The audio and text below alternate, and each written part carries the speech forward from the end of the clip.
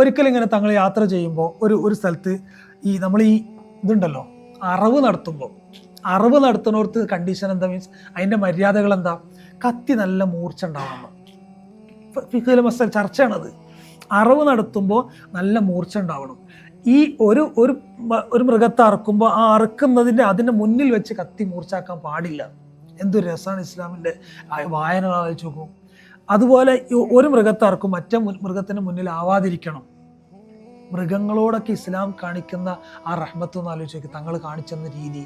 ഒരിക്കലും ഇങ്ങനെ സഞ്ചരിച്ചുകൊണ്ടിരിക്കുമ്പോൾ ഈ മൃഗങ്ങളൊക്കെ അറക്കാൻ വേണ്ടി ഇതിടല്ലോ, കെട്ടിയിട്ട് വലിച്ച് തള്ളിയിടുമല്ലോ.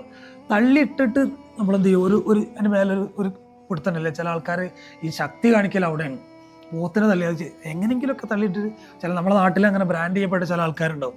ഒരാൾ മതി ചിലപ്പോൾ, ഒരു സിമ്പിളായിട്ട് മടച്ചിട്ട്.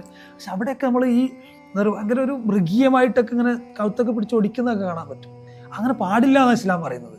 അപ്പോൾ ഇയാൾ എന്ത് ചെയ്യുന്നുണ്ട്, ഈ ആടിനെ ഇങ്ങനെ തള്ളിയിട്ടിട്ട് അതിൻ്റെ മേലെ കാലൊക്കെ കയറ്റിച്ചിട്ട് ഇങ്ങനെ, ആ സമയത്താണ് ഇയാൾ എന്ത് ചെയ്യുന്നത്, ഭയങ്കരമായിട്ട് കത്തി മൂർച്ചാക്കുന്നത്. തങ്ങളിത് കണ്ടു. തങ്ങൾ കണ്ടപ്പോൾ ദേഷ്യപ്പെട്ടു. നിങ്ങളെന്തിനാ 1-2 വട്ടം ഇറക്കാൻ നിൽക്കുന്നത്? അപ്പോൾ ചോദിക്കാണ്, നിങ്ങൾക്ക് ഈ തള്ളിയിരുന്ന് മുന്നേ ഇത് മൂർച്ചാക്കി കൂടായിരുന്നു? എന്താണ് ആ കരുണയുടെ വാക്കുകൾ? നിങ്ങൾക്ക് ഈ തള്ളിയിരുന്ന മുന്നേ ഈ കത്തി മൂർച്ചാക്കി കൂടായിരുന്നോ? ശരിക്കുള്ള അറക്കുന്നതിന് മുന്നേ തന്നെ ഒരു അറക്ക്. അപ്പോൾ ഈ ആടിനെ തുറച്ച് നോക്കുന്നുണ്ടെന്നാ ഉറപ്പല്ലേ. കത്തി ഇങ്ങനെ മൂർച്ചാക്കുന്ന ആടിനും അറിയാലോ, ആ മൃഗത്തിനെ അറിയാലോ. അപ്പം അങ്ങനെ കണ്ടപ്പോൾ തങ്ങളിങ്ങനെ പറഞ്ഞു എന്ന് പറയുന്നുണ്ട്. അതുപോലെ നമ്മൾ മാൻപേടൻ്റെ ഒക്കെ കഥ കേട്ടത് ശരിക്കും അതിൻ്റെ ഉള്ളിൽ കൂടെ ഒന്ന് വായിച്ചു നോക്കി നിങ്ങൾ. തങ്ങൾ ആ ജീവിനോട് ചെയ്ത റഹ്മത്ത് നിങ്ങൾ വായിച്ചു നോക്കി. എന്താ ചെയ്തത്? ഇവിടെ ആ നോക്കണങ്ങൾ ഒരു സെക്യൂരിറ്റി നിൽക്കുന്ന ഒരു രംഗമുണ്ട് അവിടെ. എന്താ രസം, ഈ മാന് പറയാണ്, ഞാൻ പാല് കൊടുത്തിട്ട് വരാം.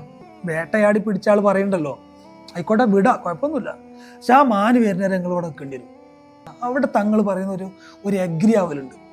അടിപൊളിയല്ലോ ഒക്കെ. ആ മാന് വന്നില്ലെങ്കിലോ വേറെ രൂപത്തിലല്ലേ അവിടെ ചർച്ച നടക്കുക. പക്ഷെ തങ്ങൾക്കത് പ്രശ്നമില്ല. ഇവിടെ 2 കുഞ്ഞുങ്ങൾ അവിടെ തള്ളനെ കാണാതെ വിഷമിക്കുന്നുണ്ട് എന്നത്, അതാണ് തങ്ങളെ മാറ്റർ. തങ്ങളെ പ്രശ്നം അതാണ്. ആ കുഞ്ഞുങ്ങൾ വിഷമിച്ചുകൊണ്ട് അവിടെ കഴിയാൻ പാടില്ല. അതിന് എന്ത് റിസ്ക് എടുക്കാൻ ഞാൻ തയ്യാറാണെന്നുള്ളൊരു പ്രഖ്യാപനമല്ലേ ശരിക്കും അത്. നമുക്കൊരു 2 വരി പാട്ടായിരിക്കും അത്. അതിനുള്ളിലൂടെ നിങ്ങൾ ആലോചിച്ച് നോക്കൂ. പക്ഷെ മൃഗം വാക്ക് പാലിച്ചു, അവിടെ പോയി തിരിച്ചു വന്നു, തങ്ങൾ പ്രിയ വിട്ടു. ഇങ്ങനെ ജീവികളോട് കാണിച്ച എത്രയോ സംഭവങ്ങൾ രസകരമായിട്ട് നമുക്ക് കാണാൻ പറ്റും.